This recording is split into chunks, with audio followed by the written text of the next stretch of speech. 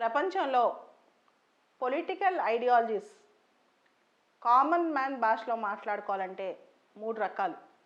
అంటే పబ్లిక్ లైఫ్లో రాజకీయ సిద్ధాంతాల్లో 3 వైవిధ్యభరితమైన ఆలోచనలు ఉన్నాయి. ఒకటి రైటిస్ట్, రెండోది లెఫ్టిస్ట్, మూడోది సెంట్రిస్ట్. జనరల్గా మా దేశం మాకే, మాకు మేమే ఇలా ఆలోచించే వాళ్ళందరూ రైటిస్టులు అవుతారు. మీరు వినే ఉంటారు నాజిజం, ఫ్యాసిజం. జర్మనీలో హిట్లర్ నాజిజంని ప్రమోట్ చేస్తే ఇటలీలో ముస్సోలిని ఫ్యాసిజంని ప్రమోట్ చేశారు. అలానే లెఫ్టిస్ట్ మూమెంట్లు అంటే ఈక్వల్ సొసైటీ, కన్జర్వేటివ్కి ఆపోజిట్గా ఉంటాం, లెవెల్ ప్లేయింగ్ ఫీల్డ్, అందరికీ అవకాశాలు రావాలి, ఈ విధంగా ఆలోచించేవాళ్ళు లెఫ్టిస్టులు అనమాట. తటస్థంగా ఉండేవాళ్ళని సెంట్రిస్టులు అంటాం. అయితే గత వారం రోజుల నుంచి, ముఖ్యంగా 3-4 రోజుల నుంచి ఒక పదం అంతర్జాతీయ వార్తల్లో ఉంది.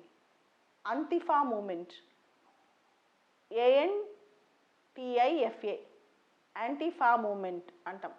అంటే యాంటీ ఫ్యాసిజం మూమెంట్. యాంతిఫా అనే పదం యాంటీ ఫాసిజంలోంచి వచ్చింది.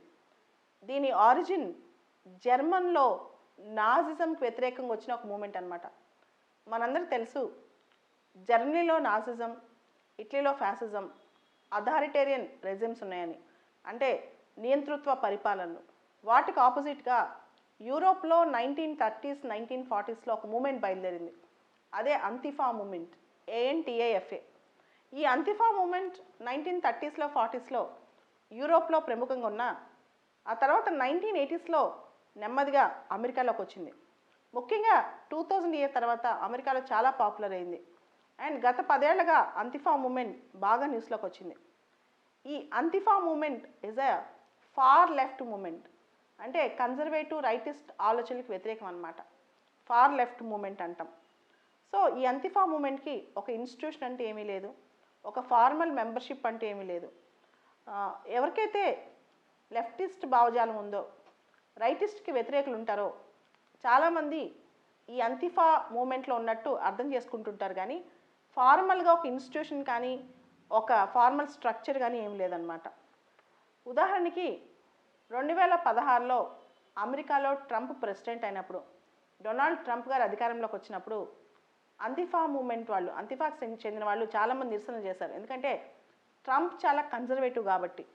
Trump America is for Americans, ఈ విధంగా వైట్ సుప్రమసీని ప్రమోట్ చేస్తున్నారు కాబట్టి. సో అంతిఫా మూమెంట్ అనేది ఒక ఓపెన్ ఎండెడ్ మూమెంట్, ముఖ్యంగా కన్జర్వేటివ్ భావాలకు వ్యతిరేకంగా, నాజిజం, ఫ్యాసిజం, రేసిజం వీటికి వ్యతిరేకంగా వచ్చిన మూమెంట్ అనమాట. వీళ్ళు నల్ల దుస్తులు ధరించి ప్రొటెస్ట్ చేస్తూ ఉంటారు, బ్లాక్ డ్రెస్ వేసుకుని వాళ్ళ నిరసనలు తెలియజేస్తూ ఉంటారు అనమాట. LGBT, lesbian, gay, bisexual, transgenders, black rights movements, అంటే నల్ల జాతీయుల యొక్క హక్కులు, వాళ్ళందరి గురించి అనమాట. ఒక 2-3 సంవత్సరాల క్రితం అమెరికాలో ఒక మూమెంట్ చాలా తీవ్ర స్థాయిలో వచ్చింది, బ్లాక్ లైవ్స్ మ్యాటర్. అంటే నల్ల జాతీయుల జీవితాలు కూడా వాళ్ళకు కూడా విలువ ఉంటుంది అని చెప్పి బ్లాక్ లైవ్స్ మ్యాటర్ ఉద్యమం, దీన్ని నడిపించింది కూడా ఈ అంతిఫా మూమెంట్ వాళ్ళే. దాంతోపాటు Occupy Wall Street movement.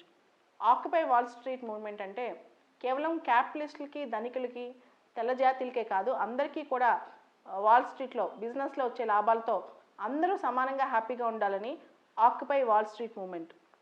So ఇవన్నీ కూడా అంతిఫా మూమెంట్ వాళ్ళు దీనిలో పాల్గొన్నారు. కానీ మూమెంట్కి ఒక ఫార్మల్ స్ట్రక్చర్ అంటూ ఏమీ లేదనమాట. అయితే లాస్ట్ 3 రోజుల నుంచి ఇది ఎందుకు న్యూస్లో ఉందంటే, అమెరికాలో ఒక నల్ల జాతీయుడు చనిపోయారు. తన పేరు George Floyd, George FLOYD Floyd. ఈయన తెల్లవాళ్ళ చేతిలో చనిపోయారు. ముఖ్యంగా వైట్ పోలీస్ ఆఫీసర్, శ్వేత జాతికి చెందిన ఒక పోలీస్ ఆఫీసర్ తన కాలుతో అతను గొంతు నులిమి చంపినట్టు తెలుస్తుందన్నమాట.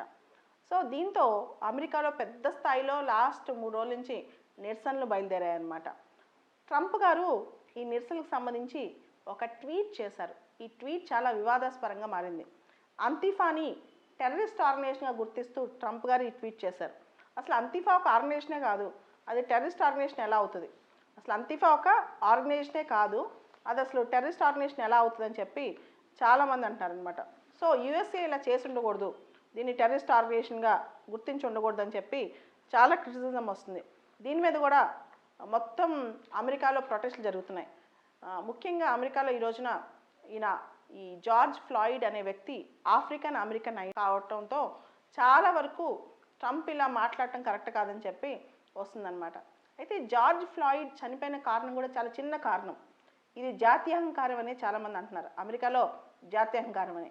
ఆయన చనిపోయే చివరి క్షణాల లైవ్ వీడియో చాలాసార్లు ఇంటర్నెట్లో కూడా వైరల్ అయిపోయిందన్నమాట లాస్ట్ 2 days నుంచి.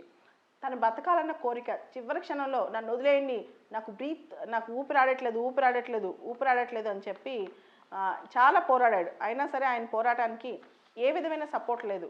8 నిమిషాల పాటు ఆయన గొంతు భయంకరంగా నులిమి పెట్టారు కాళ్ళతో. 8 minutes అన్నమాట. 8 నిమిషాల పాటు ఆయన గొంతు చాలా భయంకరంగా నులిమి పెట్టారు.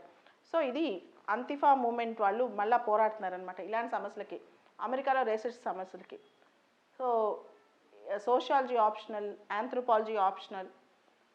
రేసిజం పొలిటికల్ సైన్స్లో రాసేటప్పుడు ఈ అంతిఫా అండ్ ట్రంప్ గారు అంతిఫా గురించి ఇలాంటి వ్యాఖ్యలు చేయటం ఇవన్నీ కూడా చాలా దారుణమైన అంశాలు. కాబట్టి ఇవన్నీ గుర్తుపెట్టుకుని కేస్ స్టడీస్లో కానీ ఎగ్జాంపుల్స్లో కానీ రాస్తే ఎక్కువ మార్క్స్ వచ్చే అవకాశం ఉంది.